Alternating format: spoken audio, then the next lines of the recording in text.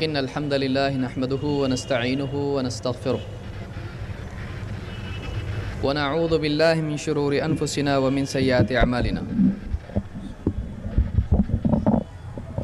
من يهده الله فلا مضل له ومن يضلل فلا هادي له وأشهد أن لا إله إلا الله وحده لا شريك له وأشهد أن محمدًا عبده ورسوله أما بعد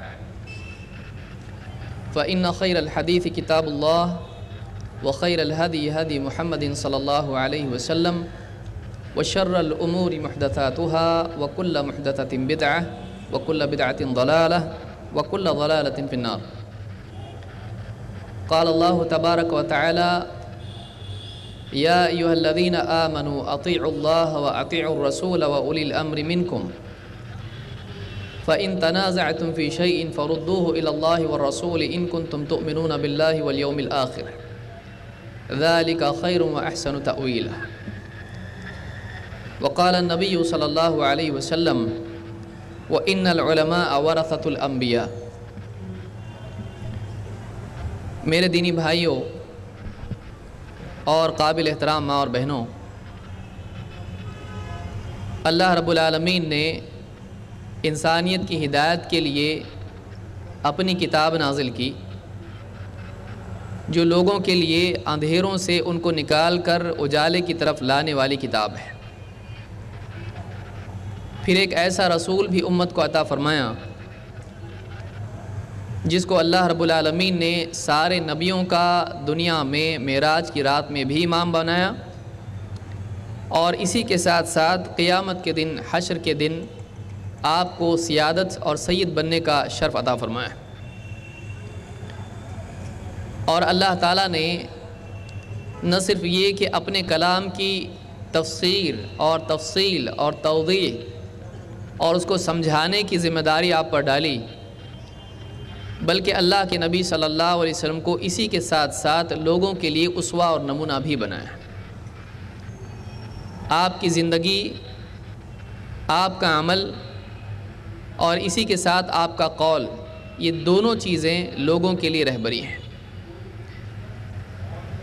ایک مسلمان کے لیے اس کے ایمان کا تقاضا یہ ہے کہ جب اس نے لا الہ الا اللہ محمد رسول اللہ ان دو باتوں کا اقرار کر لیا ہے تو پھر وہ اللہ اور اس کے رسول کی طرف سے ملنے والی بات پر، اللہ اور اس کے رسول صلی اللہ علیہ وسلم کے حکم اور آپ کی تعلیمات کے مقابلے میں کسی اور کی بات کو ترجیح نہ دے.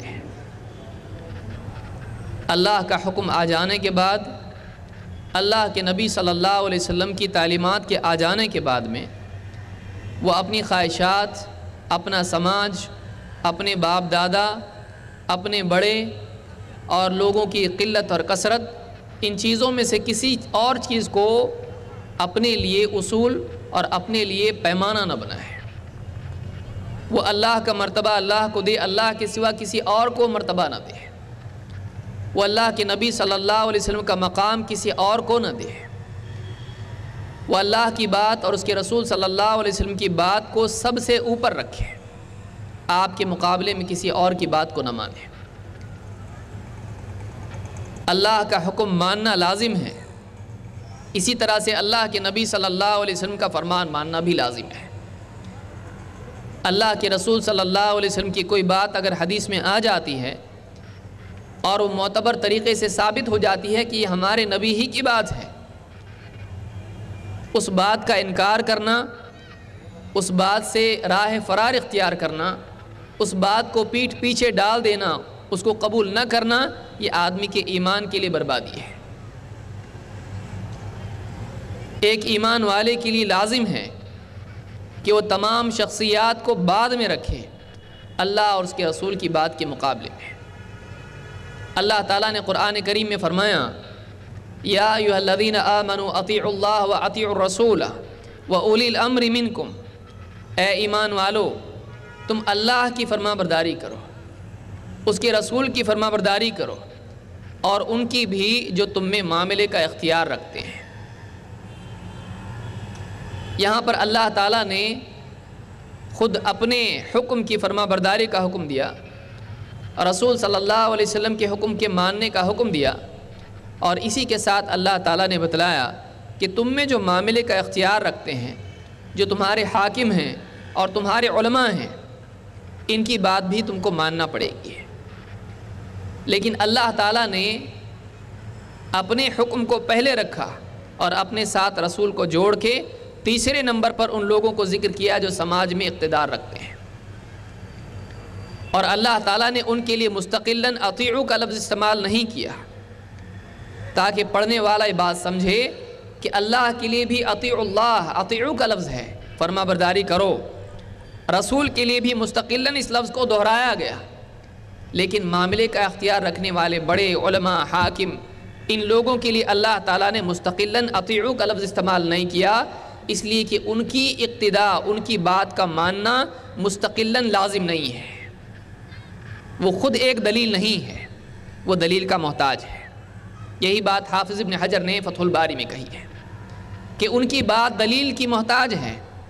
اگر مسلمانوں کا حاکم کوئی بات کہتا ہے، کوئی حکم دیتا ہے، اس کے لیے ضروری ہے کہ وہ اپنی بات کے لیے اللہ اور اس کے رسول سے دلیل فراہم کرے۔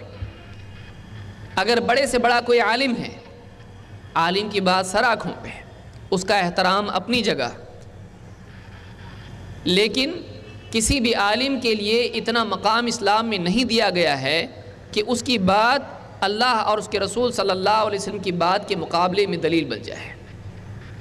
عالم عالم ہے، اس کی عزت، اس کا احترام اپنی جگہ ہے، چاہے وہ چھوٹا عالم ہو یا بڑا عالم ہو،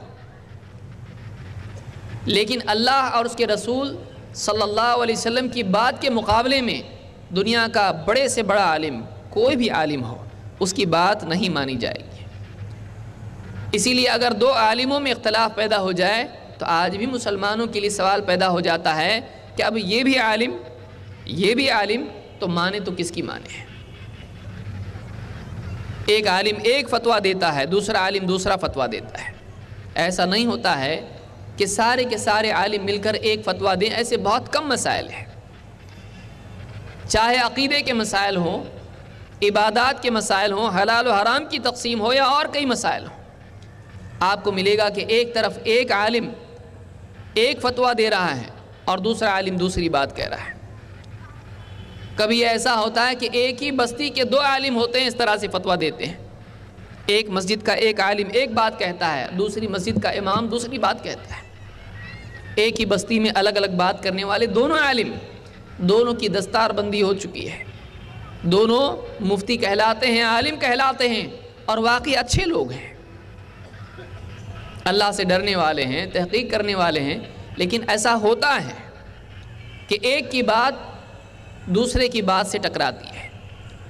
لہٰذا یہ کہنا کہ بھائی عالم کی بات ہے، عالم کی تو بات ماننا ہی چاہیے، یہ اپنی جگہ مسلم ہے، لیکن عالم کی بات دلیل کی محتاج ہے، وہ خود دلیل نہیں ہے۔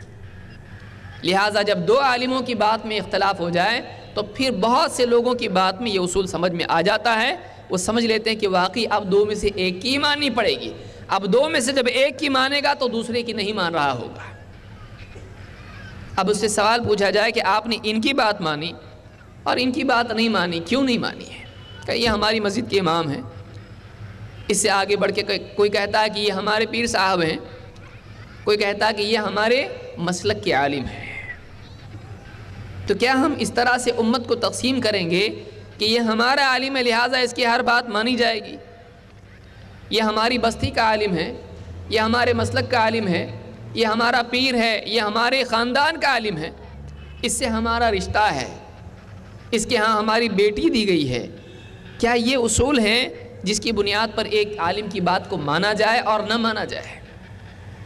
اللہ تعالیٰ نے عالم کی بات، کس کی بات مانی جائے، چاہے وہ عالم ہو یا ایک عام آدمی ہو، چاہے دین کا مسئلہ ہو یا جائیداد کی تقسیم کا مسئلہ ہو، دنیاوی جھگڑے ہوں یا دینی اختلافات ہوں، اس سلسلے میں اگر دو آدمیوں کی بات، چاہے وہ عام آدمی ہو یا بڑے بڑے عالم ہوں یا بڑے سے بڑے امام ہوں، ان میں اگر کسی مسئلے میں اختلاف ہو جائے، ایک کہے کہ حلال ہے، دوسرا کہے حرام، ایک کہے ایسا کرنا چاہیے، دوسرا کہے ویسا نہیں، ایسا کرنا چاہیے، اگر اس طرح کا اختلاف دو عالموں میں ہو جاتا ہے تو کیا ہم یہ اصول اختیار کریں بھائی تم ان کی مانو ہم ان کی مانتے ہیں اس لیے کہ یہ ہم کو اچھے لگتے ہیں وہ تم کو اچھے لگتے ہیں؟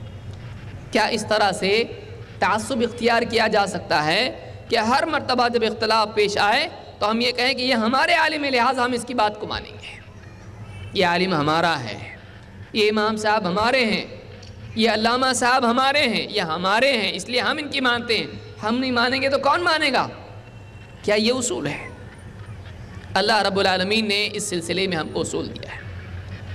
اللہ تعالیٰ نے فرمایا فَإِن تَنَازَعْتُمْ فِي شَيْءٍ فَرُدُّوهُ إِلَى اللَّهِ وَرَسُولِهِ، اگر تم میں آپس میں کسی مسئلے میں اختلاف ہو جائے، اگر تم آپس میں کسی مسئلے میں اختلاف کر بیٹھو فَرُدُّوهُ إِلَى اللَّهِ وَالرَّسُولِ، تو اس معاملے کو، اس اختلاف کو اللہ اور اس کے رسول کی طرف پلٹا دو، اس اختلاف کو فیصلے کے لیے اللہ اور اس کے رسول کی طرف پھیر دو، دیکھو وہاں سے کیا فیصلہ آتا ہے۔ ان کنتم تؤمنون باللہ والیوم الآخر، اگر تم واقعی اللہ اور آخرت کے دن پر ایمان رکھتے ہو، اگر تمہارا دعویٰ ہے کہ تم ایمان والے ہو، تم اللہ سے ڈرنے والے ہو، اللہ پر ایمان رکھتے ہو، تم آخرت کو ماننے والے ہو کہ اللہ کے پاس سامنے اللہ کے کھڑے ہو کر جواب دینا ہے، اگر واقعی تمہارے دلوں میں سینے میں ایمان ہے تم کو یہ اصول اپنانا پڑے گا۔ اس اختلاف کا منمانا فیصلہ تم نہیں کر سکتے، یہ تمہارے یا ہمارے ہیں، یہ فیصلہ نہیں کیا جا سکتا ہے۔ فیصلہ کس بنیاد پر ہوگا؟ معاملے کو اللہ اور اس کے رسول کی طرف پھیر دو، وہاں سے جو فیصلہ آئے گا تم کو ماننا پڑے گا۔ ان کنتم تؤمنون باللہ والیوم الآخر ذالک خیر واحسن تأویلا، یہی خیر ہے، بھلائی اسی میں ہے، واحسن تأویلا، اور انجام کے اعتبار سے یہ زیادہ اچھی بات ہے، ورنہ دوسرے جو اصول ہیں یہ تمہارا یہ ہمارا، اگر ایسا کرنا ہم نے شروع کر دیا امت بڑھتی چلی جائے گی، لیکن اللہ بھی ہمارا، رسول بھی ہمارا اور سارے عالم ہمارے، ایسا کیوں نہیں ہو سکتا ہے؟ آج امت میں ایک بہت بڑی غلط فہمی یہ ہے کہ اہل حدیث اماموں کو نہیں مانتے ہیں۔ اہل حدیث کے نزدیک چاروں اماموں کو ماننا غلط ہے، یہ ایک بہت بڑی غلط فہمی ہے، اور اس کی سب سے بڑی وجہ کیا ہے؟ لوگوں کا اہل حدیث کی بات نہ سننا۔ آپ کو کسی کے بارے میں غلط فہمی ہے، آپ اس سے پوچھئے آپ ایسا کہتے ہو کہ نہیں کہتے ہو؟ آپ ایسا کہتے ہو، ہماری سمجھ میں یہ آ رہا ہے، کیا واقعی آپ کا مطلب بھی یہ ہے؟ لیکن آدمی کسی نہ کسی کی اڑتی اڑتی بات سنتا ہے، ان کے پاس بالکل مت جانا، ان کے سائے سے بھی دور رہنا۔ آپ ان پر جب الزام لگانے کی ہمت کر رہے ہو تو آپ کے لیے یہ بھی ضروری ہے کہ آپ ان کی صفائی سنو۔ کیا آدمی اپنے لیے پسند کرتا ہے کہ کوئی بھی آدمی کسی بھی گلی چوراہے پر کہیں بھی کسی بھی کورٹ میں اس پر الزام لگا دے اور جج اس کی سنے نہیں، کہے تم کچھ بولو مت، تمہارے پر الزام لگا ہے، سزا تم کو دے دی جاتی، جاؤ؟ کون آدمی اس کو پسند کرتا ہے؟ نہ اسلامی شریعت میں اصول ہے، نہ آج دنیا کی شریعت میں اصول ہے، نہ گھر کے جھگڑوں میں اصول اپنایا جاتا ہے کہ کسی پر بھی آپ کوئی بھی الزام لگا دیں اور اس کو اپنی صفائی میں بولنے کا موقع نہ ملے، اس سے پوچھا ہی نہ جائے کہ تمہارا کیا بولنا ہے۔ لیکن بدقسمتی سے ہوتا یہ ہے کہ اہل حدیث کے بارے میں یہی اصول اپنایا جاتا ہے، ان کے بارے میں جو بولنا ہے آپ بولو اور ان کو بولنے کا موقع مت دو، ان کی بات مت سنو۔ یہ یک طرفہ فیصلہ، یہ انصاف اور عدل والا فیصلہ نہیں ہے۔ عدل و انصاف یہ ہے کہ آپ اگر کسی پر واقعی غلط فہمی یا واقعی دلیل کی بنیاد پر الزام لگا رہے ہو، اس کی صفائی بھی آپ سنو، اس کا کیا بولنا ہے۔ لہٰذا آج بہت ساری باتیں جو اہل حدیث کے بارے میں کہی جاتی ہیں، ان میں سے ایک بات یہ بھی ہے کہ یہ اماموں کو نہیں مانتے ہیں، یہ اماموں کی نہیں مانتے ہیں۔ ہماری بات آپ یہ سن لیں کہ ہم اماموں کو بھی مانتے ہیں اور اماموں کی بھی مانتے ہیں۔ ہماری دعوت یہ نہیں ہے کہ امت کو علماء سے آزاد کیا جائے، ہماری دعوت یہ نہیں ہے کہ اماموں کی جو خدمات امت کے سلسلے میں انہوں نے علمی اعتبار سے کی ہیں ان کو سراسر نظر انداز کر کے اپنے طور پر کچھ بھی کیا جائے۔ ہماری دعوت نہیں ہے، ہماری دعوت یہ ہے کہ نہ صرف یہ 4 امام بلکہ ان کے علاوہ جتنے ائمہ گزرے ہیں، چاہے وہ محدثین ہوں، فقہاء ہوں، چاہے وہ اہل تفسیر ہوں یا جو بھی ہوں، جن علماء نے، اہل حق علماء نے ماضی سے لے کر آج تک جو بھی دینی خدمات کی ہیں، جو بھی علمی کام کیا ہے، ایک عام آدمی سے لے کر ایک عالم بھی اس علمی خدمت سے استفادہ کرے، اس سے فائدہ اٹھائے، کیونکہ مسلمان کے لیے وتواصوا بالحق وتواصوا بالصبر، اور اسی طرح سے ایک دوسرے سے دینی استفادہ کرنا یہ ترقی کا اور دینی اضافے کا ذریعہ ہے۔ اس سے آدمی کا علم بھی بڑھتا ہے اور ایمان بھی تازہ ہوتا ہے۔ لہٰذا یہ کہنا کہ اہل حدیث ائمہ کی بات نہیں مانتے ہیں، ان کو نہیں مانتے ہیں، ہمارے نزدیک یہ ہم پر ایک جھوٹی تہمت ہے۔ ہم 4 اماموں کو مانتے ہیں اور ان کے علاوہ اماموں کو بھی مانتے ہیں اور ہم ان کی باتوں کو بھی مانتے ہیں، لیکن اب ایسا اگر ہو جائے کہ کسی کی بات ایسی ہو جو ہم کو ہمارے نبی صلی اللہ علیہ وسلم کی بات سے ٹکراتی دکھائی دے، تو ہمارے لیے ایمان کا مسئلہ پیدا ہو جاتا ہے کہ ایک طرف اللہ کے نبی صلی اللہ علیہ وسلم جو سارے نبیوں کے امام ہیں، اور دوسری طرف اتنے بڑے امام، امام ابو حنیفہ، امام شافعی، امام مالک، امام احمد یا کوئی اور امام، یہ بھی امام ہیں، لیکن یہ اتنے بڑے امام نہیں ہیں جتنے بڑے امام ہمارے نبی صلی اللہ علیہ وسلم ہیں۔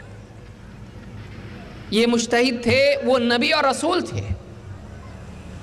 آپ کا مقام، امام کا مقام آپ کے برابر نہیں ہے، ان کا اپنا مقام ہے، لیکن ان کا مقام اللہ کے نبی صلی اللہ علیہ وسلم کے برابر تو کیا، صحابی کے برابر بھی نہیں ہے۔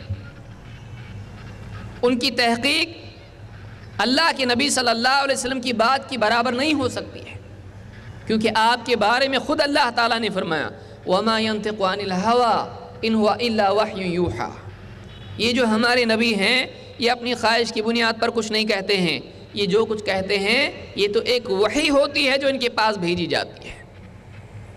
ہمارے نبی صلی اللہ علیہ وسلم کا کلام وحی کے تابع ہوتا ہے۔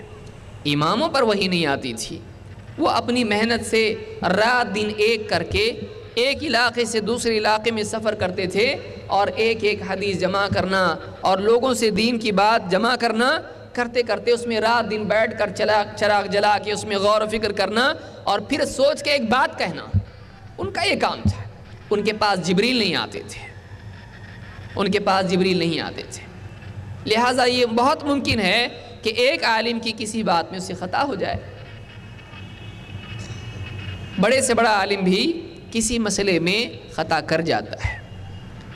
اب اگر ایسا ہو کہ ہمارے نبی صلی اللہ علیہ وسلم کی بات ایک طرف اور بڑے سے بڑے عالم اور امام کی بات ایک طرف، اب اہل حدیث کے لیے جب چننے کا موقع آتا ہے، یہ چنوں یا یہ چنوں، میں انتخاب کس کا کروں، تو اہل حدیث کو بچپن سے تربیت دی جاتی ہے تو نبی کو نہیں چھوڑ سکتا ہے، سب کو چھوڑ دے گا چلے گا، تو نبی کو نہیں چھوڑ سکتا ہے، نہ نبی کی ذات کو چھوڑا جا سکتا ہے، نہ نبی صلی اللہ علیہ وسلم کی بات کو چھوڑا جا سکتا ہے۔ اس کے لیے ترجیح اور چننے کا مسئلہ آ جاتا ہے۔ وہ امام کو نہیں چھوڑ رہا ہوتا ہے، وہ امام کا دشمن نہیں ہوتا ہے، وہ امام کے مقام اور مرتبے کا انکار نہیں کر رہا ہوتا ہے، اب اس کو چننے کا موقع ہے، کس کی بات چنیں؟ وہ اللہ کے نبی صلی اللہ علیہ وسلم کی بات چنیں، امام کی بات چنیں۔ ایمان کا تقاضا یہ ہے کہ وہ نبی کی بات کو چنے، کیونکہ اگر نبی کو اس نے چھوڑ دیا اور بڑی سے بڑی شخصیت کو اس نے چن لیا، قیامت کے دن اللہ کے پاس کیا جواب دے گا؟ اللہ کے نبی صلی اللہ علیہ وسلم خود فرما چکے ہیں لو بدا لکم موسیٰ فاتبعتموہ وترکتمونی لضللتم عن سواء السبیل ولو كان موسیٰ حیا وادرک نبوتی ما حل له الا ان يتبعنی۔ ہمارے نبی صلی اللہ علیہ وسلم کہہ چکے ہیں تم کو چننے کا اصول تمہارے پاس کیا ہونا چاہیے، ہم نیا اصول نہیں بنا سکتے، ایسا کرو ایسا چنو ویسا کرو، ہم نہیں کر سکتے۔ ہمارے نبی صلی اللہ علیہ وسلم ہم کو اصول دے کے گئے ہیں۔ امام الدارمی نے اس کو نقل کیا ہے اور مسند احمد میں بھی یہ روایت موجود ہے۔ کیا حکم ہے ہمارے نبی کا؟ لو بدا لکم موسیٰ، اگر موسیٰ تم پر ظاہر ہو جائیں یا ہو جاتے، موسیٰ علیہ السلام آ جاتے اور تم ان کے پیچھے چلنے لگ جاتے، ان کے پیچھے ان کی اتباع کرنے لگ جاتے اور مجھ کو چھوڑ دیتے، وَتَرَكْتُمُونِي لَضَلَلْتُمْ عَنْ سَوَاءِ السَّبِيلِ، اگر موسیٰ ظاہر ہو جائیں اور تم ان کے پیچھے چلنے لگو اور مجھے چھوڑ دو تو تم صراط مستقیم سے بھٹک جاؤ گے۔ نبی کریم صلی اللہ علیہ وسلم کے مقابلے میں موسیٰ علیہ السلام کو بھی نہیں چن سکتے ہیں، جو کہ خود نبی اور اللہ سے کلام کرنے والے، اللہ کا کلام سننے والے تھے۔ ہمارے نبی کو چھوڑ کر دوسرے نبی کو بھی نہیں چنا جا سکتا ہے، تو غیر نبی کو کیسے چنا جا سکتا ہے؟ اور وَلَوْ كَانَ مُوسَىٰ حَيًّا، اور اگر موسیٰ علیہ السلام آج زندہ ہوتے، وَأَدْرَكَ نُبُوَّتِي، اور میری نبوت پاتے، مَا حَلَّ لَهُ إِلَّا أَن يَتَّبِعَنِي، میری اتباع کے سوا اور کوئی چیز ان کے لیے حلال نہیں ہوتی ہے۔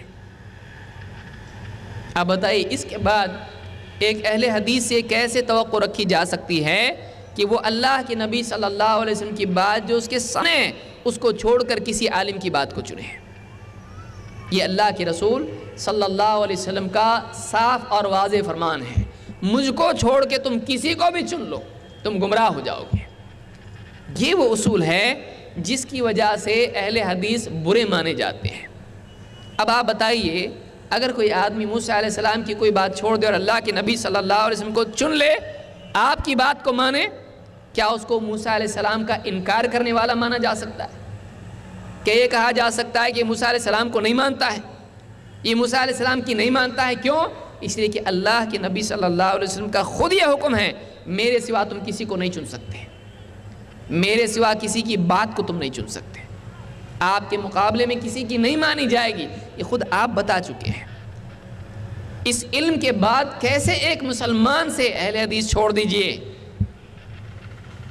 ایک مسلمان سے کیسے آپ توقع رکھ سکتے ہیں کہ وہ اللہ کے نبی صلی اللہ علیہ وسلم کے مقابلے میں وہ جان رہا ہے کہ ہمارے نبی کا یہ فرمان ہے اور پھر فلاں کی یہ بات ہے، چھوڑو نبی کی بات کو، ان کی بات کو لیں گے؟ ایک مسلمان سے کیسے آپ یہ توقع رکھ سکتے ہیں؟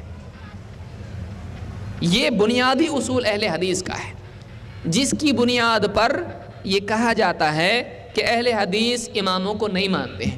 ہم اماموں کو نہیں مانتے ایسا نہیں ہے، ہم اماموں کو مانتے ہیں، لیکن جب کبھی زندگی میں کسی مرحلے میں ایسا مقام آ جاتا ہے کہ کسی امام کی کوئی بات قرآن و سنت سے ٹکراتی ہم کو دکھائی دیتی ہے،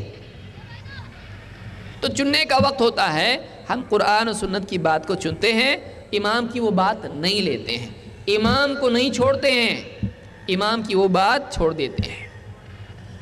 اگلی مرتبہ پھر موقع ہے، امام کی بات لے لیتے ہیں اگر وہ موافق ہو کتاب و سنت کے۔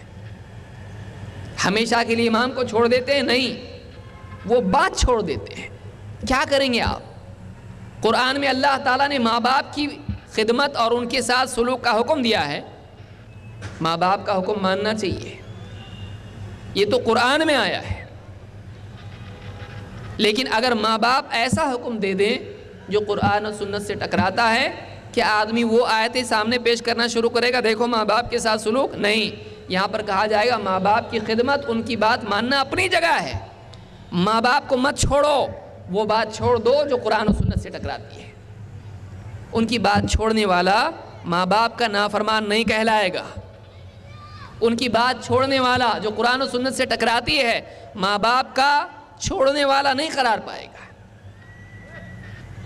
یہ موٹی موٹی بات ہے جو بہت سارے ہمارے بھائی نہیں سمجھ پاتے ہیں، لہٰذا یہ جو ہمارا موضوع ہے یہ بہت ایک لمبی تفصیل اس میں ہے، میں اختصار کے ساتھ کچھ باتیں خود اماموں کی زبانی کہ خود چار امام ابو حنیفہ رحمۃ اللہ علیہ، امام مالک رحمۃ اللہ علیہ، امام الشافعی رحمۃ اللہ علیہ، امام احمد بن حنبل رحمۃ اللہ علیہ، یہ چار بڑے بڑے امام گزرے ہیں جن کو ہم مانتے ہیں، جن کا ہم احترام کرنا لازم سمجھتے ہیں۔ ان کے اقوال جو دین کے بنیادی اصولوں کے سلسلے میں ہیں، واقعی وہ کیا اقوال ہیں یہ بھی تو ہم دیکھیں تاکہ یہ معلوم ہو کہ اگر ہم اماموں کی کوئی بات نہیں لے رہے ہیں تو قرآن و سنت کا حکم تو ہے ہی ہے، اسی کے ساتھ ساتھ خود اماموں کا بھی ہم کو اس بات کا حکم ہے۔ جو اہل حدیث کر رہے ہیں، جو اہل حدیث کا طرز عمل ہے، جو اہل حدیث کے اصول ہیں، یہ اماموں سے ہٹ کر نہیں ہے، خود انہوں نے بھی یہی سکھایا جو اہل حدیث کر رہے ہیں۔ ایک آدمی پر بالکل واضح ہو جائے گا کہ ہاں یہ بات تو امام بھی کہہ رہے ہیں۔ عجیب بات یہ ہوگی کہ ایک آدمی بعض جزئی مسائل میں امام کی بات پابندی سے مانے، وضو کے مسئلے میں، نماز کے مسئلے میں، روزے کے مسئلے میں، پاکی ناپاکی کے مسئلے میں وہ امام کی ایک ایک بات کو مانے، وہ فروع میں امام کی بات کو مانے، لیکن اصول میں امام کی بات کو نہ مانے۔ اس سے بڑا امام کا چھوڑنے والا کون ہو سکتا ہے؟ اب بتائیے، امام کی چھوٹی بات تو مان لے، بڑی بات نہ مانے، اس کی فروعی بات تو مان لے لیکن اصولی بات نہ مانے، واقعی یہ آدمی جو امام کو نہیں مان رہا ہے، یہ آدمی جو امام کی بات نہیں مان رہا ہے۔ لہٰذا اہل حدیث کا یہ کہنا ہے کہ اماموں کی وہ باتیں جو کتاب و سنت کے موافق ہیں ان کو مانا جائے، اماموں کا احترام کیا جائے۔ ہاں اگر کوئی بات ایسی مل جائے، اور ہر عالم کی باتوں میں سے کوئی نہ کوئی ایسی بات نکل آتی ہے جو کتاب و سنت سے ٹکراتی ہے، ہمارا یہ اعتقاد ہے کہ کسی بھی امام نے جانتے بوجھتے قرآن و سنت کی مخالفت نہیں کی ہے، لیکن ایک آدمی ہے، وہ عالم الغیب تو نہیں ہوتا ہے کہ ساری باتیں اس کو معلوم ہو جائیں، کوئی حدیث اس تک نہیں بھی پہنچتی ہے، کسی بات کے سمجھنے میں وہ ایک مطلب کی بجائے دوسرا مطلب لے لیتا ہے، کبھی اس تک کوئی بات پہنچتی ہے وہ ضعیف ہوتی ہے، صحیح نہیں ہوتی ہے، وہ تحقیق کرتا ہے لیکن اس کو صحیح لگتا ہے، لیکن حقیقتاً وہ صحیح نہیں ہوتا ہے، ایسا ہو سکتا ہے۔ اب ایسی صورت میں اگر کسی امام کا فیصلہ ایسا نکل آئے کہ جس کے مقابلے میں دوسری بات قرآن و سنت کی ہمارے سامنے ہو، ہم وہ بات چھوڑ دیتے ہیں، یہ ہمارا اصول ہے، اماموں کو چھوڑنا ہمارا اصول نہیں ہے۔ ہمارا یہ بھی طریقہ نہیں ہے، لوگ یہ کہتے ہیں کہ آپ ایک کام کیجئے، جب آپ واقعی کہتے ہیں آپ اماموں کو مانتے ہیں، آپ کس امام کو مانتے ہیں؟ عجیب بات ہے کہ آپ کتنے اماموں کو منوانا چاہ رہے ہیں اور پھر پوچھنا کہ کس امام کو مانتے ہیں۔ اگر آپ چاہتے ہیں کہ ہم چاروں اماموں کو مانیں تو چاروں اماموں کی کیوں نہ مانیں؟ یعنی چاروں کو مانو اور ایک کی مانو، یہ ماننا کوئی ماننا ہے؟ ایک کی کس کی مانو؟ جس کی ہم مانتے ہیں اس کی مانو، جس کی فلاں باپ دادا آپ کے کون تھے؟ ہاں ہمارے باپ دادا فلانے تھے، شافعی تھے، حنبلی تھے، تو آپ ان کی مانو، یہ کون سا اصول ہے؟ یعنی ایک آدمی کو کس امام کو ماننا چاہیے اس کے لیے اپنے باپ دادا کو دیکھنا پڑے گا، یہ اصول کہاں سے آیا؟ کوئی کہتا ہے کہ ایک کام کرو، آپ جس ملک میں رہتے ہو وہاں کون سا مسلک چلتا ہے، آپ اس مسلک کے تابع ہو جاؤ۔ تو اگر ایک آدمی بزنس کی وجہ سے کسی اور ملک میں چلا جائے جہاں دوسرا مسلک چلتا ہے، اب کیا کرے؟ اب وہاں کا یہ اصول فیل ہو گیا، پھر اب یہ اصول بنانا پڑے گا کہ بھئی آپ وہاں کے مسلک، لیکن کہتے نہیں، آپ وہاں جا کر بھی اپنے مسلک کو نہ چھیڑو، اپنے مسلک کو وہاں جا کر بھی مت چھوڑو۔ یہاں تک کہ حج جیسی عبادت میں بھی لوگ کئی مسائل میں وہاں کے معاملات سے اختلاف کرتے ہیں، کیوں؟ اس لیے کہ ہمارا مسلک یہ ہے۔ وہ امام کون ہیں جن کے پیچھے یہ لوگ چل رہے ہیں؟ وہ بھی تو صحیح تھے، ان کی بات کیوں نہیں مانتے آپ؟ واقعی جب اماموں کو ماننے کی بات آتی ہے تو پھر ایک آدمی اپنے امام کی بجائے کسی کو نہیں مانتا ہے، تو کیا اس کو جو ایک امام کو مان کے تین اماموں کو نہیں مان رہا ہے، کیا کوئی آدمی یہ کہہ سکتا ہے کہ اماموں کو نہیں مانتا ہے؟ وہ مان رہا ہے اماموں کو، لیکن ایک امام کی مان رہا ہے، باقی تین کی نہیں مان رہا ہے۔ اس کا خیال ہے کہ چاروں کی مانیں گے تو نقصان ہوگا، گمراہی ہوگی، خواہشات عام ہو جائیں گی، کوئی آدمی چن چن کے اس کی ماننا شروع کرے گا، اس کا اپنا گمان ہے۔ تو جب وہ تین اماموں کو ایک امام کی وجہ سے چھوڑ سکتا ہے، تین اماموں کی بات ہمیشہ کے لیے ایک امام کی وجہ سے چھوڑ سکتا ہے، تو ہم چار اماموں کی باتوں کو کبھی کبھی ایک امام کی وجہ سے، محمد رسول اللہ صلی اللہ علیہ وسلم کی وجہ سے کیوں نہیں چھوڑ سکتے ہیں؟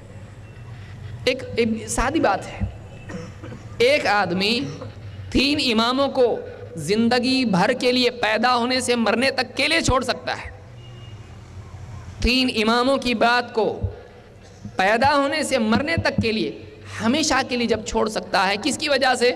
اللہ کی وجہ سے، رسول کی وجہ سے نہیں، اپنے امام کی وجہ سے۔ ایک امام کی وجہ سے 3 کی چھوڑتا ہے، تو ایک نبی کی وجہ سے کبھی کبھی، ہمیشہ نہیں، کبھی کبھی جب ان کی بات، وہ بھی کب؟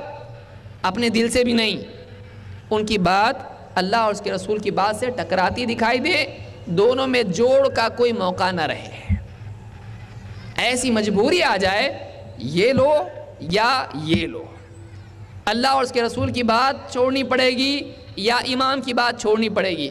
اب یہ جو چھوڑنے کا موقع آ گیا، اب کس کو چھوڑے؟ آپ سوچئے، آدمی اپنے دل پر ہاتھ رکھ کے خود سے پوچھے۔ اہل حدیث کہتے ہیں دیکھو بھائی، ایسے وقت میں آپ کیا کرو؟ اللہ اور اس کے رسول کو مت چھوڑو، کیونکہ قیامت کے دن اللہ کو کیا جواب دو گے، رسول کو کیا جواب دو گے؟ وقال الرسول یا رب ان قوم اتخذوا هذا القرآن مہجورا۔ قیامت کے دن رسول صلی اللہ علیہ وسلم شکایت کریں گے، اے میرے رب، میری قوم نے اس قرآن کو چھوڑ دیا تھا۔ قرآن کی ساری باتیں چھوڑیں، ایک بات چھوڑ دیں، کسی کی بھی گنجائش نہیں ہے، اور رسول کی بات چھوڑ دیں۔ آپ حدیث سن چکے ہیں، رسول اللہ صلی اللہ علیہ وسلم کو چھوڑ کر اگر موسیٰ علیہ السلام کی بھی پیچھے چلے گا، کہ نبی کے پیچھے ان کی باتیں مان کر آپ کی باتیں چھوڑ دے گا، ایسا آدمی صراط مستقیم سے بھٹک گیا۔ یہ بات اہل حدیث کہتے ہیں، کیا عجیب بات ہے۔ کوئی بھی آدمی اگر واقعی ٹھنڈے دل سے اس پر سوچے گا، کہے گا زمین پر چلنے والا کوئی آدمی اس سے اچھی بات نہیں کہہ سکتا ہے، اس سے اچھا اصول زندگی کے لیے ہو ہی نہیں سکتا ہے، کہ جس میں نہ اللہ رسول کو چھوڑنا پڑتا ہے نہ امام کو چھوڑنا پڑتا ہے، اور جب ایسا موقع آیا تو اللہ اور اس کے رسول کو نہیں چھوڑنا پڑتا۔ اور خود اماموں نے بات کہی ہے، خود اماموں نے بات کہی ہے۔ آئیے ہم دیکھتے ہیں کیا ہے۔ مثال کے طور پر آج یہ کہا جاتا ہے کہ سنت کی اتباع کرنا چاہیے، حدیث کی نہیں، اور حدیث پڑھنے لگو گے گمراہ ہو جاؤ گے۔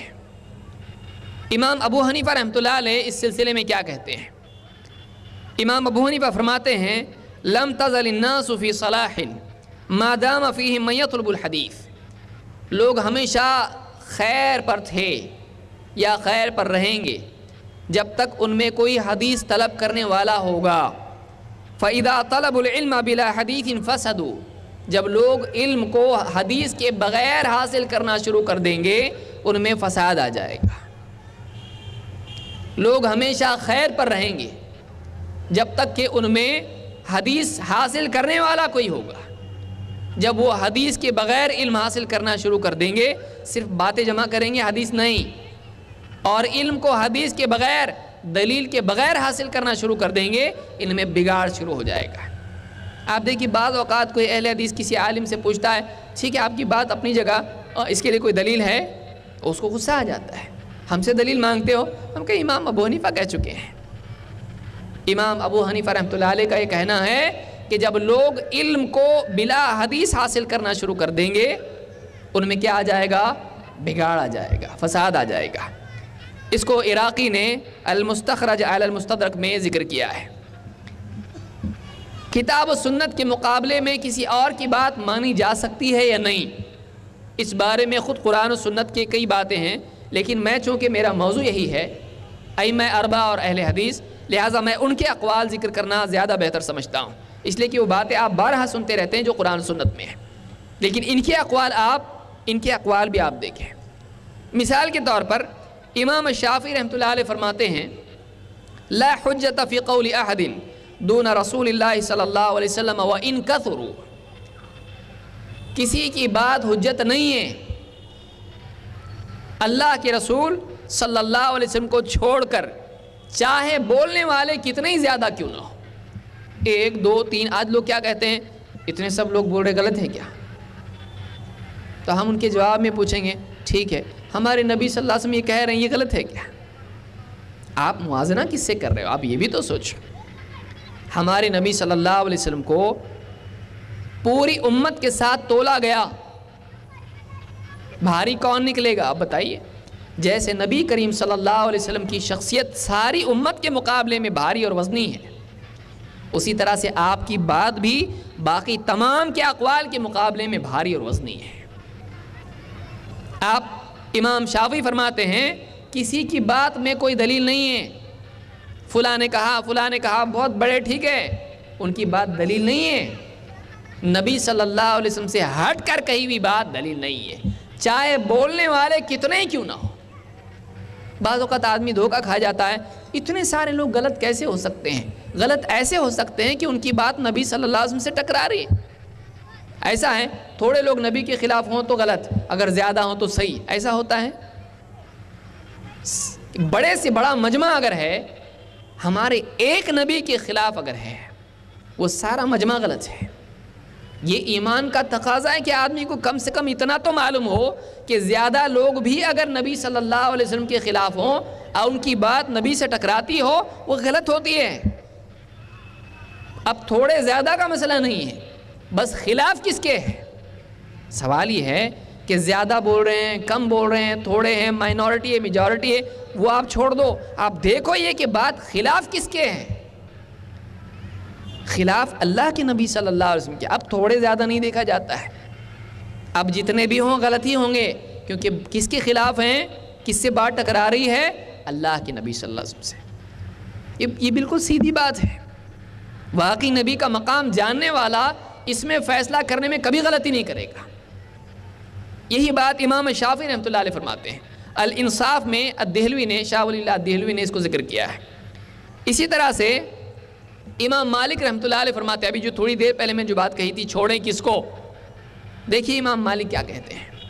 امام مالک بڑے امام گزرے ہیں، کہتے ہیں لیس احد بعد النبی صلی اللہ علیہ وسلم الا ویؤخذ من قوله ویترک الا النبی صلی اللہ علیہ وسلم۔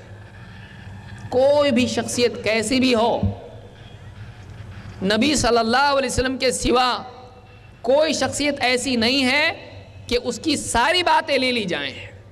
ہر شخصیت کا حال یہ ہے، اس کی کوئی بات لی جاتی ہے، کوئی بات چھوڑی جاتی ہے، سوائے نبی صلی اللہ علیہ وسلم کے۔ بڑی سے بڑی شخصیت کوئی بھی ہو، اس کی کوئی بات لینے کی ہوتی ہے تو کوئی چھوڑنے کی بھی ہوتی ہے۔ ساری باتیں اس کی لی نہیں جاتی، صحیح غلط دونوں ہوتا ہے اس کی باتوں میں۔ ہاں، نبی صلی اللہ علیہ وسلم کے سوا ایسا کوئی نہیں ہے۔ آپ کی شخصیت ہے کہ آپ کی ساری باتیں لینے کی ہوتی، اس لیے کہ آپ کی کوئی بات غلط نہیں ہے۔ تو معلوم یہ ہوا کہ کسی کی کوئی بات چھوڑ دے تو آدمی گناہ گار نہیں ہوتا ہے، لیکن نبی صلی اللہ علیہ وسلم کی بات چھوڑ دے کسی اور کی وجہ سے، ایسا آدمی گناہ گار ہے۔ امام شافعی نے یہ بات کہی ہے اور اس کو ابن عبد البر نے الجامع میں ذکر کیا ہے۔ اسی طرح سے بہت سارے لوگ کہتے ہیں کہ بھائی اس پر اجماع ہے، اس پر اجماع ہے، ٹھیک ہے۔ دیکھیے امام شافعی بھی ایک اجماع نقل کر رہے ہیں، اتنے بڑے امام، وہ کس بات پر اجماع ہے؟ وہ جس بات پر اجماع ہے وہ اہل حدیث کی دعوت وہی ہے۔ کیا بات ہے؟ امام شافعی فرماتے ہیں اجمع المسلمون، سارے مسلمانوں کا اجماع ہو چکا ہے، اجمع المسلمون على ان من استبانت له سنة رسول الله صلی اللہ علیہ وسلم لم يكن له ان يدعها لقول احد من الناس۔ سارے مسلمانوں کا اجماع ہو چکا ہے اس بات پر کہ کسی انسان کے سامنے اللہ کے نبی صلی اللہ علیہ وسلم کی سنت واضح ہو جائے، اس کو یہ اچھی طرح سے سمجھ میں آ جائے کہ یہ چیز اللہ کے نبی صلی اللہ علیہ وسلم کی سنت ہے، اب اس کے لیے یہ گنجائش نہیں رہتی ہے کہ وہ فلاں فلاں فلاں کوئی بھی ہو، اس کی وجہ سے اللہ کے نبی صلی اللہ علیہ وسلم کی سنت چھوڑ دے، اس کے لیے جائز نہیں ہے۔ اس پر کیا ہے؟ اس پر اجماع ہے کہ نبی کریم صلی اللہ علیہ وسلم کی سنت کسی کے فتوے اور قول کی وجہ سے چھوڑی نہیں جا سکتی ہے۔ یہی تو اہل حدیث کہہ رہا ہے۔ وہ کہہ رہا ٹھیک ہے، اتنے بڑے امام تھے، اتنے بڑے عالم تھے، اتنے بڑے مولانا ہیں، سب ٹھیک ہیں، لیکن ان کے کہنے کی وجہ سے میں اللہ کے نبی صلی اللہ علیہ وسلم کی سنت نہیں چھوڑ سکتا۔ آج ایک عام آدمی آپ دیکھیں جاتا ہے مولوی صاحب کے پاس کہ میرا پڑوسی کل سے رفع الدین کرنا شروع کر دیا ہے، یہ صحیح ہے کہ غلط ہے؟ وہ کہتے صحیح ہے، سنت ہے۔ ہاں، کس کا فتویٰ؟ امام شافعی کا۔ پھر امام شافعی کرتے ہیں یہ صحیح ہے کہ نہیں ہے؟ وہ بھی صحیح ہے۔ کیوں صحیح ہے؟ کہ وہ بھی اللہ کے نبی صلی اللہ علیہ وسلم ہی کی اداؤں پر عمل کرتے ہیں، یہ نبی صلی اللہ علیہ وسلم کی سنت ہے، تو پھر ہم کیوں نہیں کر رہے ہیں؟ کیوں؟ اس لیے کہ ہم فلانے ہیں، ہمارا یہ مسلک ہے، ہم نہیں کر سکتے۔ تو جب نبی کی سنت ہے ہم کیوں نہیں کر سکتے ہیں؟ ہمارے یہاں ایسا ہی ہے، ہم لوگ نہیں کر سکتے اس لیے کہ ہمارے بڑوں کا یہی فتویٰ ہے۔ آپ بتائیے امام شافعی رحمۃ اللہ علیہ کیا کہہ رہے ہیں کہ نبی کریم صلی اللہ علیہ وسلم کی سنت کسی کے قول کی وجہ سے نہیں چھوڑی جا سکتی ہے، اور اس پر مسلمانوں کا اجماع ہے۔ یہی بات اہل حدیث کہتے ہیں کہ نبی کریم صلی اللہ علیہ وسلم کے مقابلے میں کسی اور کی بات نہیں مانی جائے گی، چاہے وہ کتنا ہی بڑا ہو، اس کا احترام سر آنکھوں پہ، اس کی جگہ یہاں ہے، لیکن اللہ کے نبی صلی اللہ علیہ وسلم کے مقابلے میں اس کو ترجیح ہم نہیں دے سکتے ہیں، آپ کے مقابلے میں اس کو ترجیح نہیں دے سکتے ہیں۔ یہ جو قول میں نے ذکر کیا ہے ابن قیم نے مدارج السالکین میں اس کو ذکر کیا ہے۔ اسی طرح سے اہل حدیث کا کہنا ہے کہ قرآن و سنت کے مقابلے میں اپنی رائے سے کوئی آدمی کچھ نہیں کہہ سکتا ہے، اور اگر کسی نے کہہ دیا ہو، کوئی اجتہاد کیا ہو، کوئی فیصلہ کیا ہو، اس کی سمجھ میں وہ آیا، اس نے لوگوں سے وہ بتا دیا اچھی نیت سے، لوگوں کے سامنے جب اللہ اور اس کے رسول صلی اللہ علیہ وسلم کی بات آ جائے تو پھر وہ کسی کے اجتہاد پر عمل نہیں کر سکتے اگر وہ اس کے مقابلے میں ہو، اس سے ٹکراتا ہو۔ کتاب و سنت کے مقابلے میں کسی کی رائے، قیاس، اجتہاد کو نہیں مانا جائے گا۔ اہل حدیث اجتہاد کے منکر نہیں ہیں۔ عجیب بات ہے، بہت سارے لوگ یہ سمجھتے ہیں اہل حدیث اجتہاد کو نہیں مانتے ہیں۔ ہم اس چیز کو کیسے نہیں مانیں گے جس کے بارے میں خود اللہ کے نبی صلی اللہ علیہ وسلم نے کہا ہو کہ جب ایک حاکم اجتہاد کرتا ہے اور فیصلہ کرتا ہے، اگر اس کا فیصلہ صحیح نکل آیا 2 اجر ملتے ہیں، اور اگر فیصلہ غلط نکل آیا اس کو 1 اجر ملتا ہے۔ اجتہاد کی گنجائش خود اللہ کے نبی صلی اللہ علیہ وسلم نے دی ہے۔ اجتہاد کو ہم مانتے ہیں، لیکن اجتہادی غلطی کو ہم دین نہیں بناتے ہیں۔ جب ثابت ہو جائے کہ فلاں عالم صاحب کا اجتہاد قرآن و سنت سے ٹکراتا ہے، اس کو ہم نہیں مانتے ہیں۔ کیسا مانیں آپ بتائیے، کس بنیاد پر مانیں؟ کسی آدمی کی کوئی بات قاعدے سے ٹکراتی ہے، آپ کیا کریں گے؟ قاعدہ چھوڑ دیں گے، اس کی بات مانیں گے؟ نہیں، آپ اس کو قاعدہ یاد دلائیں گے۔ بڑے سے بڑا وکیل ہے، دنیاوی اعتبار سے بھی آپ دیکھیں، اگر قاعدے سے ہٹ کے کوئی بات کہتا ہے، عام آدمی بھی اگر قاعدہ جانتا ہے کہتا ہے وکیل صاحب آپ کی بات اپنی جگہ، لیکن یہ قاعدہ آپ کو یاد ہے کہ نہیں؟ اب ذرا یاد کرو، ذرا پڑھو۔ آپ قاعدے سے اوپر نہیں ہو، آپ قانون سے اوپر نہیں ہو، آپ قانون بتانے والے ہو، بنانے والے نہیں۔ بڑے سے بڑا عالم، اس کا کام شریعت بتانا ہے، بنانا نہیں ہے۔ ہاں ایسے مسائل جو آ جاتے ہیں جو قرآن و سنت میں چھپے ہوئے ہیں، واضح نہیں ہیں، ہر آدمی اس کو سمجھ نہیں پاتا ہے۔ ایک عالم غور فکر کر کے اس کی سمجھ میں آتا ہے کہ دیکھو یہاں اس کا جواب مل گیا، اب جو اجتہاد کر کے وہ جواب دیتا ہے، اگر وہ واقعی ٹکراتا نہیں قرآن و سنت سے، مانے اس کو، ٹکراتا ہے نہیں مانے، یعنی ٹکراتا ہے تب بھی ماننا چاہیے، یہ کون سا اصول ہے؟ ٹکراتا نہیں ہے تو مانے، اور ٹکراتا ہے تو نہیں مانے۔ لہٰذا ایک آدمی کے لیے اصول ہے۔ امام ابو حنیفہ رحمۃ اللہ علیہ فرماتے ہیں ایاکم والقول فی دین اللہ تعالی بالرأی، خبردار اللہ کے دین میں اپنی رائے سے کچھ بھی کہنے سے بچو، اللہ کے دین میں اپنی رائے سے کچھ بھی کہنے سے بچو۔ کیوں؟ آپ فرماتے ہیں علیکم باتباع السنہ فمن خرج عنہا ضل، اللہ کے دین میں اپنی رائے سے کچھ بھی کہنا بچو، اس سے تمہارے لیے ضروری یہ ہے کہ تم سنت کی اتباع کرو، جو سنت کے راستے سے ہٹ گیا وہ گمراہ ہو گیا، سنت کے راستے سے ہٹ جاتا ہے گمراہ ہو جاتا ہے۔ اہل حدیث کی یہی دعوت ہے کہ سنت کی اتباع ہم کریں، اور جس کا بھی کوئی فتویٰ ہے اور کسی کی رائے اور اجتہاد ہے، اگر قرآن و سنت کے مطابق ہے ٹھیک، نہیں اس کو ہم نہیں تسلیم کریں گے، اگر اس کے خلاف ہے نہیں، اگر بے بنیاد ہے نہیں، ہم اس کو نہیں مانیں گے۔ عراقی نے المستخرج میں اس کو ذکر کیا ہے۔ اسی طرح سے امام ابو حنیفہ رحمۃ اللہ علیہ کی بات اس سلسلے میں یا کسی بھی عالم کی مجتہد کی بات لوگ کہتے تم کو ان کی ماننی پڑے گی، اور ایک بار آپ ان کے ہو گئے، آپ ان سے پیچھا نہیں چھڑا سکتے۔ آپ اگر شافعی ہو، آپ حنبلی اور مالکی ہو، آپ کو ان کی بات ماننی پڑے گی اور آپ کو ان کی ساری باتیں ماننی پڑیں گی۔ پھر آپ نہیں بول سکتے یہ بات میں مانتا ہوں یہ نہیں مانتا، نہیں، آپ مانے تو پورا ماننا پڑے گا آپ کو۔ یہ کہاں سے اصول آیا؟ ایسا کس کو حجت بنا دیا جائے؟ قرآن و سنت سے نہ قرآن میں اس کی دلیل ہے، نہ سنت میں اس کی دلیل ہے، نہ اجماع میں اس کی دلیل ہے، نہ قیاس کے اعتبار سے، اجتہاد کے اعتبار سے کہیں سے ہی صحیح نکلتا ہے۔ کہیں سے بھی یہ لازم نہیں ہوتا ہے کہ ایک عالم کی بات ماننا کسی پر لازم ہو جائے۔ قرآن و سنت میں بعض اوقات یہ دلیل دی جاتی ہے۔ دیکھیے قرآن کریم میں اللہ نے کیا فرمایا؟ فَاسْأَلُوا أَهْلَ الذِّكْرِ إِن كُنتُمْ لَا تَعْلَمُونَ، جاننے والوں سے پوچھو، اہل ذکر سے پوچھو اگر تم کو نہیں معلوم۔ لہٰذا تم کو فلاں امام کی، امام مالک کی تم کو زندگی بھر ماننی پڑے گی، کسی اور کی اب نہیں مان سکتے، اب تم ان کے ہو گئے۔ آپ بتائیے قرآن کی اس آیت میں واحد نہیں ہے، جمع ہے۔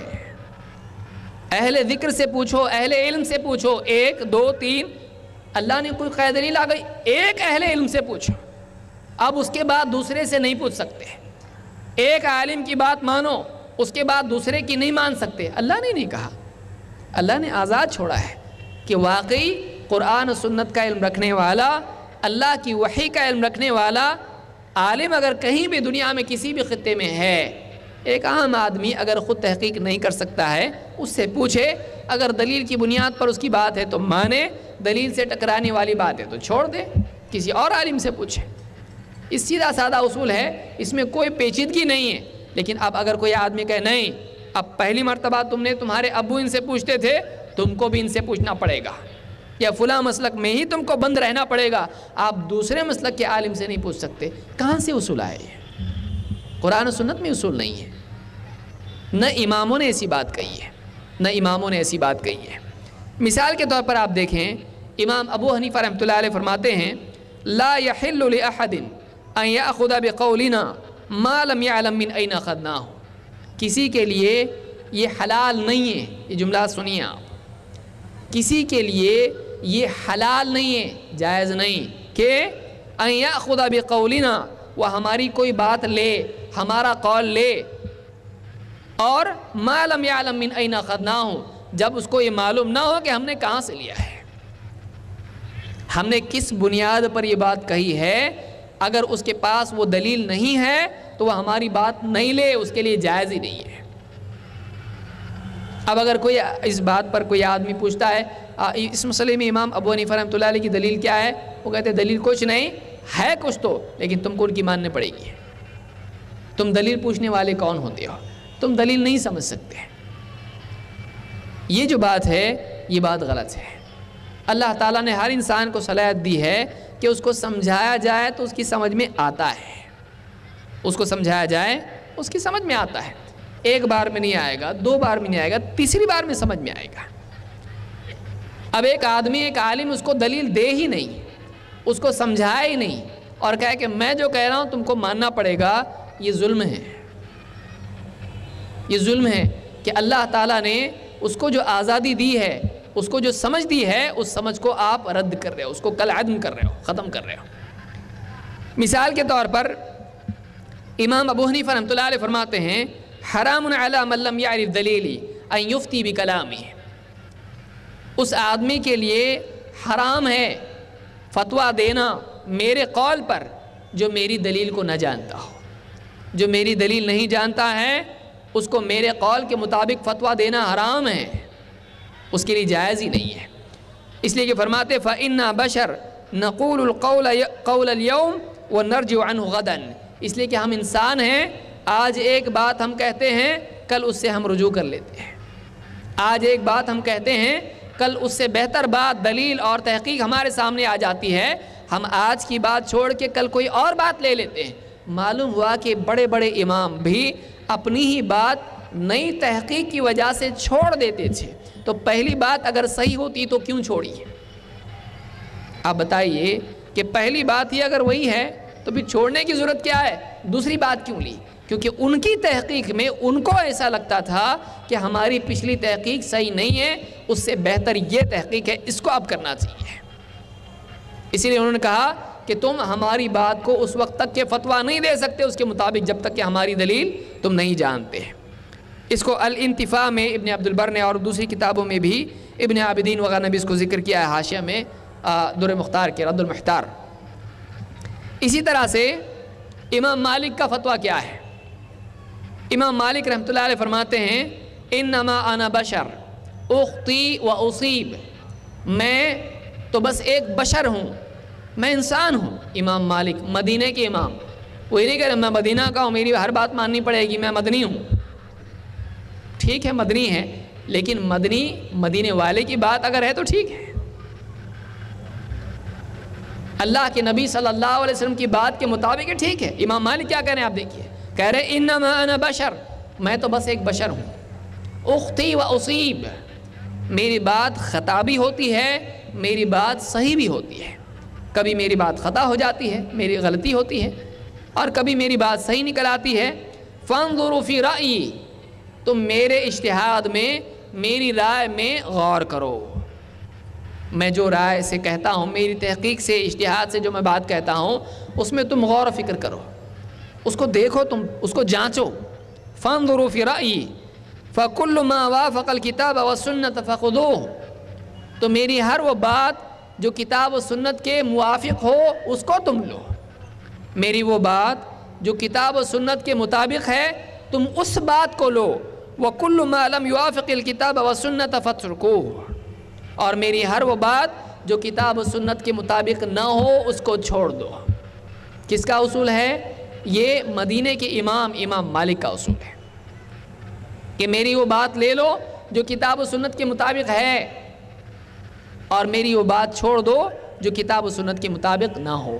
اہل حدیث کو ان نیا اصول اپناتے ہیں، یہی اصول اہل حدیث کا ہے کہ بڑی سے بڑی شخصیت اس کی وہ بات لی جائے جو کتاب و سنت کے مطابق ہو، وہ بات نہ لی جائے جو کتاب و سنت کے مطابق نہ ہو۔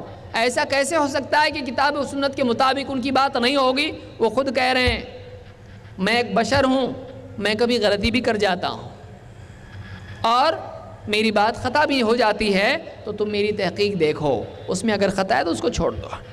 ابن عبد البر نے جامع بیان العلم میں اس کو ذکر کیا ہے۔ امام احمد کیا کہتے ہیں؟ امام احمد کہتے ہیں لا تقلدنی ولا تقلد مالکا ولا ثوری ولا الاوزاعی وخذ من حیث اخذوا۔ اعلام الموقعین میں ابن القیم نے اس کو ذکر کیا ہے۔ امام احمد اتنے بڑے امام، چوتھے امام، آخری امام، چاروں اماموں میں سے زمانوں کے اعتبار سے ہی آخر میں آئے ہیں۔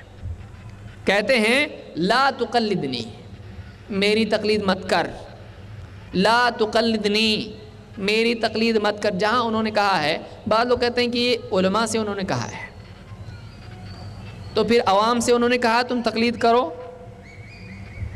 امام احمد کیا کہہ رہے ہیں؟ کہہ رہے ہیں لا تقلدنی، تو میری تقلید مت کرو، ولا تقلد مالکا، اور نہ مالک کی تقلید کرو، امام مالک، اور ولا ثوری، اور نہ ثوری کی، سفیان الثوری کی تقلید کرو، ولا الاوزاعی، اور نہ امام اوزاعی کی تقلید کرو۔ اب لوگ تو چاروں کو جانتے ہیں، امام احمد بڑے امام، وہ خود اور دو امام یہاں جمع کر رہے ہیں، امام سفیان الثوری اور امام الاوزاعی، یہ بھی تو امام تھے۔ اب ان کی نہیں ماننے والا کہ ان کو نہیں مانتا ہے؟ کہہ رہے ہیں نہ میری تقلید کرو، نہ مالک کی، نہ ثوری کی، اور نہ اوزاعی کی، تو کیا کرو پھر؟ کہتے ہیں وَخُذْ مِنْ حَيْثُ أَخَذُوا، تم وہیں سے اس کو لو جہاں سے انہوں نے لیا ہے۔ انہوں نے کہاں سے لیا ہے؟ انہوں نے کتاب و سنت سے لیا ہے، تم بھی وہیں سے لو۔ انہوں نے کتاب و سنت سے لیا، تم بھی کتاب و سنت سے لو۔ علماء کی مدد لینا غلط نہیں ہے، نہ وہ تقلید ہے۔ ایک آدمی کو کوئی بات سمجھ میں نہیں آ رہی، گیا مسجد میں وضو کیا، 2 رکعت پڑھی، وہاں پہ امام صاحب بیٹھے ہیں، پاس جا کے بیٹھا، مولوی صاحب یہ بات سمجھ میں نہیں آئی، وہ کتابیں نکال کے سمجھا رہے ہیں اس کو، قرآن و سنت کی بات اس کو سمجھا رہے ہیں، یہ تقلید ہے۔ بعض لوگ کہتے ہیں عالم کی بات ماننا تقلید ہے، تو ایک آدمی زندگی بھر میں کتنے لوگوں کا مقلد ہو جائے گا؟ اور امام ابو حنیفہ کا ہوگا ہی نہیں، امام شافعی کا نہیں ہوگا، کیوں؟ ان سے تو ملا ہی نہیں اور کبھی پوچھا ہی نہیں۔ کسی عالم کی بات ماننا تقلید نہیں ہے، یہ ان سے مدد لینا ہے تحقیق کے سلسلے میں، ورنہ ہر آدمی مسجد کے امام کا سب سے پہلے مقلد ہوگا، بلکہ بعض لوگ تو ابو اور اماں کے بھی مقلد ہو جائیں گے۔ کیوں؟ اس لیے کہ شروعات کی چیزیں انہی سے سیکھی ہیں، ان کی بات مانتا ہے تو کیا ان کا مقلد ہے؟ سوچنے کی چیز ہے۔ کسی عالم سے دین کے سیکھنے اور سمجھنے میں مدد لینا، اس کا حکم خود اللہ تعالیٰ نے دیا ہے، یہ تقلید نہیں ہے۔ فَاسْأَلُوا أَهْلَ الذِّكْرِ إِن كُنتُمْ لَا تَعْلَمُونَ، جاننے والوں سے پوچھو اگر تم کو نہیں معلوم۔ تو جاننے والے سے کوئی آدمی پوچھتا ہے، وہ بتاتا ہے دیکھو ایسا ایسا ایسا ہے، اس کی بات کتاب و سنت کے مطابق ہے، مان لیا اس کو، یہ تقلید ہو گئی؟ نہیں، یہ تقلید نہیں ہوئی ہے، یہ اللہ نے اس کا حکم دیا ہے۔ لیکن کوئی آدمی یہ کہے میں ان کی مانوں گا، ان کے سوا کبھی کسی کی نہیں مانوں گا، اس طرح سے کسی کی بات کو اپنے اوپر لازم کر لینا، یہ نہ قرآن میں ہے، نہ سنت میں ہے، نہ اجماع اس پر ہوا ہے، اور نہ یہ قیاس میں آتا ہے۔ اس طرح سے کسی ایک کی بات کو زندگی بھر کے لیے لازم کر لینا، اس کی کوئی دلیل نہیں، نہ اماموں نے سکھا ہے۔ وہ منع کر، امام احمد کیا کر رہے ہیں؟ میری تقلید مت کرو، مالک کی مت کرو۔ یہ نہیں کہ کوئی آدمی کہے میری تقلید مت کرو، بہت تواضع سے کہہ رہے ہیں، اپنے آپ کو چھوٹا، میں کہاں عالم، آدمی بعض اوقات کہتا ہے بھائی میں عالم تھوڑی ہوں، مجھ کو کہاں علم ہے، ایسا آدمی بعض اوقات تواضع کے طور پر کہے۔ وہ ایسے نہیں کہہ رہے میری بات مت مانو، میں تو انسان ہوں، نہیں، وہ کہہ رہے میری بھی مت مانو، میری بھی تقلید مت کرو، مالک کی بھی نہیں، ثوری کی بھی نہیں، اوزاعی کی بھی نہیں، پھر کیا کرو؟ وہ خود من حیث اخذوا، جہاں سے انہوں نے لیا وہاں سے تم بھی لو، تم بھی کتاب و سنت سے لو، یہی اہل حدیث کی دعوت ہے۔ اسی طرح سے اگر کوئی آدمی امام شافعی کی کوئی بات مانتا ہے لیکن وہ بات کتاب و سنت سے ٹکراتی تو کیا کرے؟ امام شافعی فرماتے ہیں اذا وجدتم فی کتابی خلاف سنت رسول اللہ صلی اللہ علیہ وسلم فقولوا بسنت رسول اللہ صلی اللہ علیہ وسلم ودعوا ما قلت، اور ایک روایت میں کہتے ہیں فاتبعوها ولا تلتفتوا الى قول احد، کہتے ہیں کہ اگر تم میری کتاب میں کوئی بات نبی اللہ کے رسول صلی اللہ علیہ وسلم کی سنت کے خلاف پاؤ تو کیا کرو؟ فقولوا بسنت رسول اللہ صلی اللہ علیہ وسلم، تمہارا قول رسول اللہ صلی اللہ علیہ وسلم کی سنت ہی کے مطابق ہونا چاہیے، ودعوا ما قلت، اور میں نے جو کہا چھوڑ دو اس کو۔ میری کتاب میں اگر کوئی بات ملے جو سنت سے ٹکراتی ہے، سنت کو اختیار کرو، میری بات چھوڑ دو۔ اور ایک روایت میں کہتے ہیں فَاتَّبِعُوهَا، تم سنت کی اتباع کرو، وَلَا تَلْتَفِتُوا إِلَىٰ قَوْلِ أَحَدٍ، اور پھر سنت مل جانے کے بعد کسی اور کے قول کی طرف دھیان بھی مت دو۔ یہ تو ہے سنت، فلاں اس کے بارے میں کیا کہتے ہیں، کرنا کہ نہیں کرنا؟ سنت مل گئی آپ کو، اب کرنا کہ نہیں کرنا؟ آپ کو اللہ کا حکم نہیں ملا؟ قُلْ إِن كُنتُمْ تُحِبُّونَ اللَّهَ فَاتَّبِعُونِي يُحْبِبْكُمُ اللَّهُ، اللہ کا حکم نہیں ملا ہے کہ اے نبی آپ کہہ دو کہ اگر تم واقعی اللہ سے محبت کرتے ہو تو میری پیروی کرو، میری اتباع کرو، یحببکم اللہ، اللہ بھی تم سے محبت کرے گا، ویغفر لکم ذنوبکم، اور تمہارے گناہوں کی مغفرت بھی کرے گا، واللہ غفور الرحیم، اللہ بڑا مغفرت کرنے والا، رحم کرنے والا ہے۔ اللہ کی محبت اور اللہ کی مغفرت کیسے حاصل ہوتی ہے؟ اللہ کے نبی صلی اللہ علیہ وسلم کی اتباع کرنے سے حاصل ہوتی ہے۔ اسی لیے امام الشافعی کہہ رہے ہیں میری بات چھوڑ دو، اگر وہ نبی صلی اللہ علیہ وسلم کی سنت سے ٹکرائے، اور کسی اور کی بات کی طرف دھیان بھی مت دو اگر تم کو سنت مل جاتی ہے۔ یہ اماموں کی تعلیمات ہیں، اور اس طرح سے کئی اور باتیں ہیں جو اماموں نے کہی ہیں۔ بہرحال میں سمجھتا ہوں کہ یہ بنیادی تعلیم اہل حدیث کی ہے کہ قرآن و سنت کی بات مانی جائے اگر واقعی آدمی اللہ اور آخرت پر ایمان رکھتا ہے، اور اس پر کسی اور کو ترجیح نہ دی جائے، نہ ایک بات میں نہ کئی باتوں میں۔ اور اگر کسی عالم کی بات تو مان رہا ہے، تحقیق نہیں ہونے کی وجہ سے عالم صاحب سے پوچھتا ہے، عمل کرتا ہے، وہ گناہ گار نہیں ہے، بشرطے کہ وہ دل میں یہ ارادہ رکھتا ہو کہ عالم صاحب کی بات اگر قرآن و سنت سے ٹکراتی ہے میں ان کی بات نہیں مانوں گا، کتاب و سنت کو مانوں گا۔ اگر اس ارادے کے ساتھ میں وہ کسی بھی عالم سے پوچھتا ہے، کبھی ان سے پوچھا کبھی ان سے پوچھا، کچھ غلط نہیں ہے، کیونکہ ہر آدمی مفتی اور عالم اور ہر آدمی پورا محقق نہیں بن سکتا ہے۔ ہاں وہ عالم سے تحقیق کر سکتا ہے، عالم سے کتاب و سنت کی باتیں معلوم کر سکتا ہے، تو یہ کام کرنا اہل حدیث اس کے خلاف نہیں ہے۔ عالموں سے آدمی پوچھے، لیکن کسی بھی عالم کی بات کتاب و سنت سے اگر ٹکرائے، اس عالم کی اس بات کو چھوڑ دے، اس عالم کی عزت کرے، احترام کرے، اس سے محبت کرے، اس کا ادب کرے، سب ٹھیک، لیکن بات کون سی مانے؟ جو کتاب و سنت سے سامنے آ رہی ہے۔ اللہ تعالیٰ اس بات کے سمجھنے کی ہم سب کو توفیق عطا فرمائیں، اور قرآن و سنت کا علم حاصل کرنے اور اس کے مطابق عمل کرنے کی ہم سب کو توفیق عطا فرمائیں، اور اسی طرح سے ائمہ اربعہ اور ان کے علاوہ جتنے ائمہ امت میں گزرے ہیں ان سب کا احترام کرنے، ان کی تعلیمات میں غور کرنے کی ہم سب کو توفیق عطا فرمائیں۔ اقول قولی ھذا واستغفر اللہ لی ولکم۔